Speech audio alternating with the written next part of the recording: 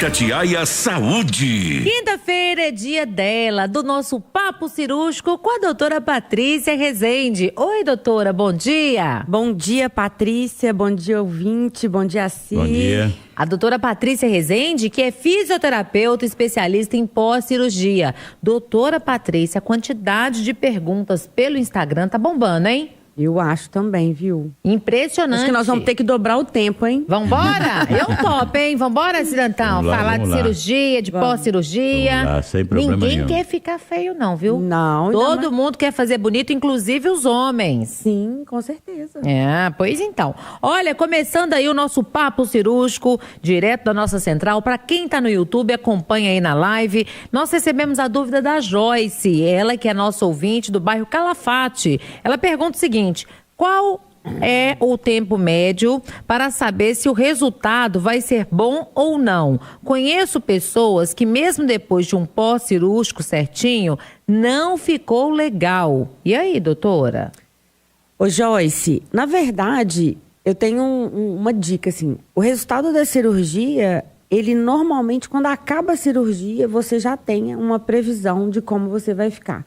Porque ali ainda não aconteceu a inflamação e todas as questões relacionadas ao pós-operatório.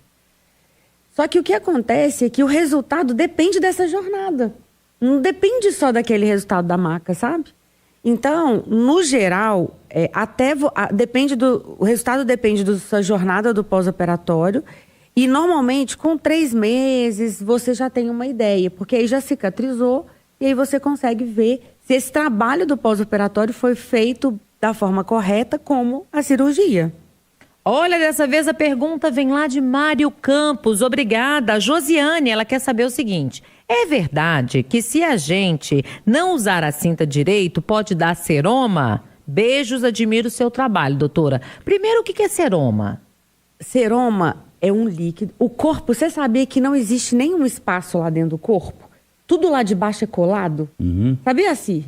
Se você fizer um corte assim, não vai aparecer um buraco lá, tá tudo coladinho. Que perfeição, né? Muito perfeito. O seroma é um líquido que o corpo produz para preencher um espaço. Então, por exemplo, retirou a gordura, ficou um buraco lá de onde tinha gordura. Aí o que o corpo faz imediatamente? Preenche esse espaço com esse líquido, que é chamado seroma.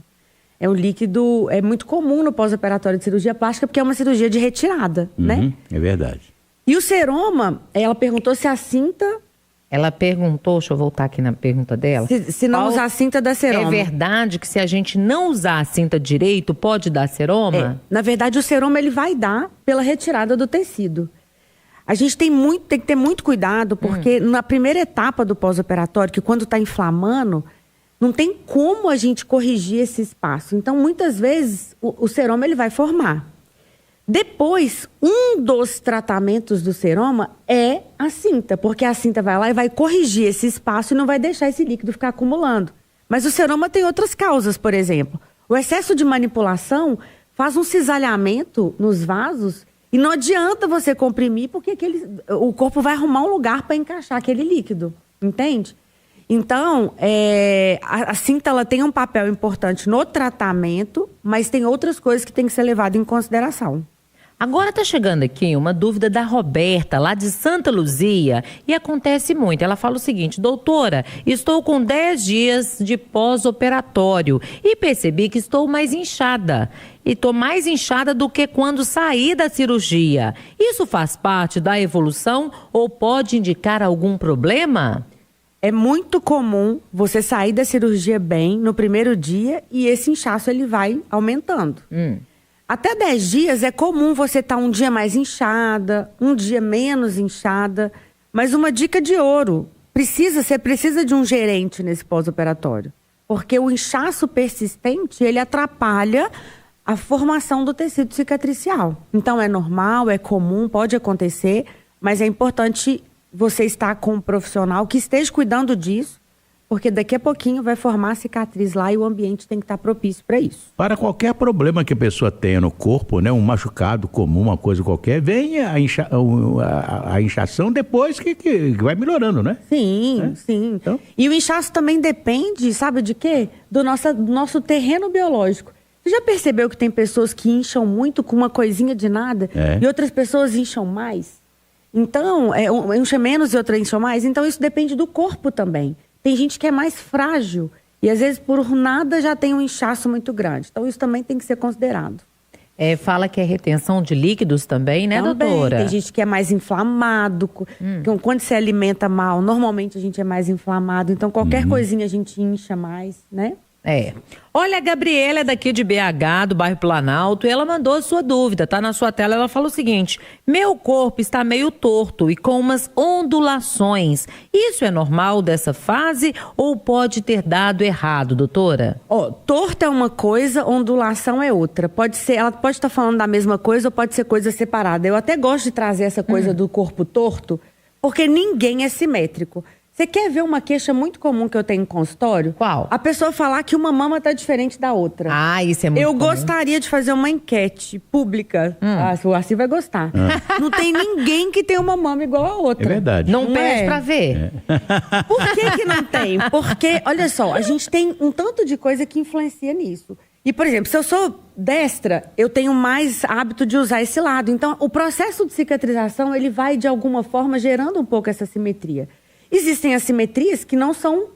que o paciente não sente bem, né? Que é muito gritante. Mas um pouco de assimetria todo mundo tem. Uma sobrancelha é diferente da outra, o olho é diferente do outro, o buraquinho do nariz é diferente do outro, olha só. Pois é. Um ombro é mais alto que o outro. Então, torto precisa ver se tem essa questão postural. Porque quando tira gordura, é normal, às vezes, um quadril ser mais alto que o outro, parecer que a cintura, por exemplo, está mais fina. Isso é normal. Agora, ondulações pode ser um inchaço maior num lugar do que no outro. Mas ondulação, até isso tem que ser cuidado, porque senão você vai ficar com essas ondulações depois. Então tem que tratar. Uma vez eu me submeti a um tratamento de espuma pelo Dr. Francisco Reis Bastos, né? E fui obrigado a usar uma meia elástica, né? Aí descobri que a minha perna direita, né? A minha parte de baixo da perna direita é maior um pouquinho do que a perna esquerda. Sim. Só descobri. É assimétrico. É assimétrico, né? Mas a simetria todo mundo é. Eu acho que é difícil a gente achar uma pessoa que é igualzinha de um lado e do outro. Então tem que botar na balança, né? Se é alguma coisa postural ou da cirurgia. Olha, a Priscila está aqui com a gente também, é de BH. Ela está perguntando o seguinte: olá, doutora Patrícia, se eu não fizer drenagem certinho, isso pode atrapalhar o meu resultado final? Beijos. Priscila, beijo. Bom, na verdade, popularmente o pós-operatório por muito tempo era chamado de drenagem. Então todo mundo operava e falava: agora eu quero começar minhas drenagens. A primeira coisa, a gente tem que esquecer isso. Drenagem é ruim? Não, nós já falamos disso aqui. Mas ela não dá conta de cuidar do processo de cicatrização de tudo que foi abordado na cirurgia. Você precisa de um tratamento pós-operatório. E sim, se você não fizer um tratamento pós-operatório, você pode prejudicar o resultado da cirurgia. E se você fizer só drenagem também, você pode prejudicar o resultado da cirurgia. Olha, mais dúvidas aqui, dessa vez da Rosângela, aqui de BH, bairro Concórdia. Ela fala o seguinte: eu tô precisando operar minha pálpebra. Essa cirurgia corre o risco de ficar com o olho esbugalhado? E aí? Adorei! Eu acho que é o medo de todo mundo que quer fazer pálpebra, sabia? Ficar com o olho... Porque pode falar. Eu conheci algumas figuras que fizeram plástica nos olhos, né? Que ficaram com os olhos assim arregalados, assim, parece que o olho sempre aberto. Não vou falar que é a pessoa não, porque é uma pessoa pública, né? Que eu não vou querer já expor. Fala que não sou eu, porque todo caso que você conta, a pessoa fala assim: é você, né, Patrícia? Não sou eu, gente. Essa senhora já faleceu, eu não vou falar o nome dela. Bom, na verdade, a gente pode parar para pensar. Olha só, quando acabou a cirurgia de pálpebra, não tem nada esbugalhado, porque senão o médico não fecharia a cirurgia, né? É verdade. Ele encontraria uma solução ali. O que acontece na maioria das vezes é que acabou a cirurgia e depois vem o pós-operatório da pálpebra também. Olha que louco. E aqui debaixo dos olhos tem aquela pelinha que a gente chama de fáscia, que é aquela da carne, que eu sempre falo dela. Aquela pelinha, ela funciona como uma teia de aranha. Quando encosta nela, ela tende a retrair. E o que acontece com o pós-operatório da pálpebra? Às vezes, o olho vai cicatrizando, vai desinchando, e essa teia de aranha, ela vai encurtando. Então, ela vai tracionando a pálpebra para baixo. Então, pós-operatório de pálpebra também é tão importante quanto o de lipoaspiração, para evitar que essa retração desse tecido, que é fisiológico, que é normal, repuxa e puxa esse olho para baixo, que é o que a gente chama no nosso meio de ectrópio. É quando o olho fica realmente muito exposto. Que aula, hein, Assi? Nós estamos aqui prestando atenção, aprendendo com a doutora Patrícia. Olha, gente, e por último, nós estamos aqui com a Joyce. A Joyce mandou pra gente, ela fala o seguinte: te ouço toda quinta, adoro. Doutora, me ajuda. Presta atenção na situação da Joyce. Ela fala assim: eu até convivo com a minha barriga, mas não uso salto, né? Short, por causa da minha canela. A minha canela é muito grossa, meu tornozelo tem muita gordura. Tem cirurgia na canela, doutora? Agora até eu quero saber, tem cirurgia na canela? Qual que é melhor, canela fina ou canela grossa? Assim? Pois é, não, as pernas tem que ser, sei lá. Puxa uma música com canela, Cirantão. Fala da canela grossa. Tem uma música? Não tem, não. Aqui é assim, de supetão. De supetão não tem, não. Bom, só tem aquela velha poesia, né? Vestido curto, papai não gosta, né? Como é que chama? É mesmo. Aquela trovinha de criança, né? Como é que é? Vestido eu sou pequena da perna grossa. Vestido curto, papai não gosta. Ô Joyce, mas eu te entendo. Tem chegado muitas pessoas no consultório queixando desse acúmulo de gordura excessivo na canela. Porque uma coisa é a canela definida, grossa, a perna grossa. Essa gordura muitas vezes está associada ao lipedema, né? Que a gente falou também aqui em outros programas. Mas enfim, tem cirurgia, né? E existe inclusive uma lipoaspiração no ossinho do tornozelo para deixar o ossinho aparente, porque tem gente que incomoda mesmo. Eu já tive paciente que falou, eu quero só ver o meu ossinho, eu quero botar um salto e ver o ossinho da canela. Então tem sim lipoaspiração na panturrilha e para poder definir melhor o tornozelo.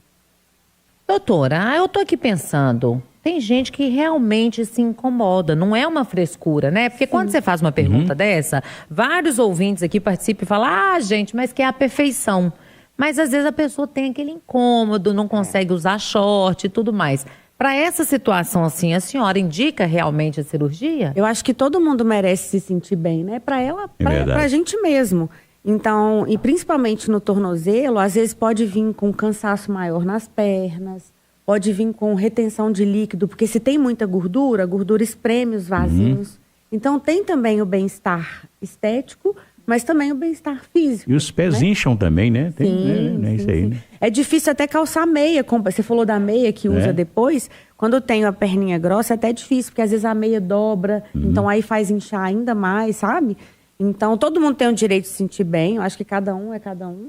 E a gente precisa avaliar também esses desconfortos que vêm junto. Esse foi mais um Papo Cirúrgico com ela, a doutora Patrícia Rezende. Doutora Patrícia, muito obrigada. Até quinta-feira que vem. Conta pra mim o seu Instagram, para o pessoal deixar lá a pergunta pra você, pra gente trazer no próximo Papo Cirúrgico. Combinado.